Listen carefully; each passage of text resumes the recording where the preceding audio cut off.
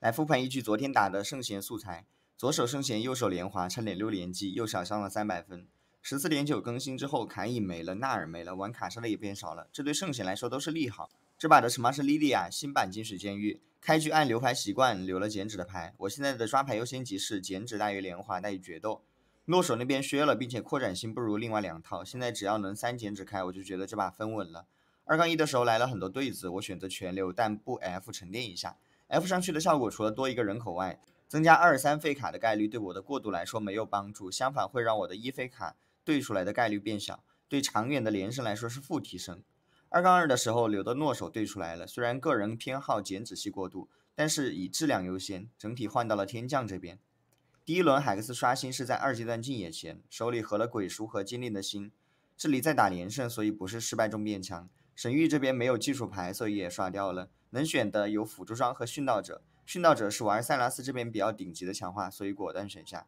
整个2阶段外面的环境都是偏白的，我的连胜有点像白捡的，他们应该还没有从上个版本中走出来。我现在的感觉就是前期的容错大于经济，如我之前视频里所解读的那样，4-5阶段的掉血变多，会导致所有高费阵容停留在8人口的压力很大。而如果前期放掉容错，那就更要在8级多抽，这对上9更不利。而支持即兴连败甚至空城的阵容，对上9又有很高的需求，这是非常冲突的。所以如果沿用老的思维打法，收益在这个版本是很低的。我的装备是按装备表来合的。S 级和 A 级我自己就是有就合，一切为过渡服务，包括海克斯的选择，尤其是前2个，我不会选对战力零提升的纯经济强化，比如数据表现好的天降金币和行家里手之间，我会更倾向于行家里手。流牌装备海克斯综合起来，让我的连胜在3-3才被这张5连华断掉。3-6刷新第2个海克斯，按公式拿下免有位，有公式做题就是快。4-1出野，我的破甲重伤都齐了，还有塞拉斯的头盔免位，加辽的坚定的心。装备都做的七七八八了，观察了一下外面，好像没有很多家卡莎要抢我的牌，所以我再滑一波，准备4-2或者之后再启动搜牌。如果有2-3家卡莎，这里是要提前启动抢牌的。4-3来到了8级启动搜牌，许云同学推荐的护卫法师的牌我也抓了，当然最后还是用了4斗这边的传统构筑，搜空刚好出了2星塞拉斯，但是我没有找到莫甘娜，所以用冰女先带一下装备。后手免位细节，给冰女吧。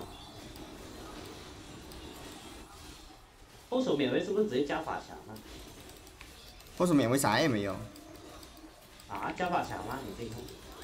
真的吗？那你右键看啊，加一大堆。因为没有什么血量压力，所以一直划水划到了5-3，准备选修完回来上9。当然，如果你要在8级一直找全2星再上9也没有问题。像我这样第一波抽的比较好，4阶段的容错保的还不错的，也是可以划水上9的。现在升9级的经验提升之后，标准的升9节点来到了5-5。这个塞拉斯多了一个夜刃，无敌了，这波站位无敌。5-5，几乎刚拉上9，找了张猴子挂上去，把冰女的装备给了慧。不抽吧，感觉抽不了了。优化了，还得画，画也画了。那电刀鬼出法爆，对不对？皎月被优化了。5-6刷新了第3个强化，拿下对场面提升最稳定的5仙子文章。3-5仙子给全体20双抗，4-5仙子直接给到40，是巨大的提升。再之后就是慢慢把场面质量补齐，挨个把对手抬走了。